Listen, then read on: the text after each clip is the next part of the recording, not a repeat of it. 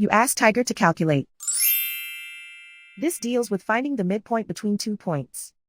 The midpoint between the 2 points is 0, 2. Let's solve it step by step. Plot the 2 points and calculate the midpoint using the formula. The coordinates of point 1 are x1 equals -6, y1 equals -2. The coordinates of point 2 are x2 equals 6, y2 equals 6.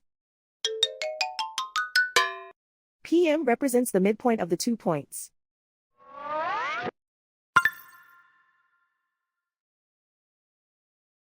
Use the x values in the midpoint formula to find the midpoints x. x1 equals -6. x2 equals 6.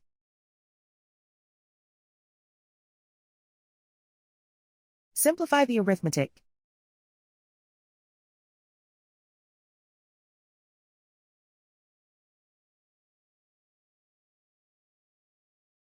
Use the y values in the midpoint formula to find the midpoints y. y1 equals -2.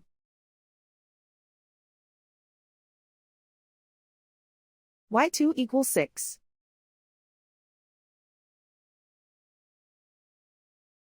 Simplify the arithmetic.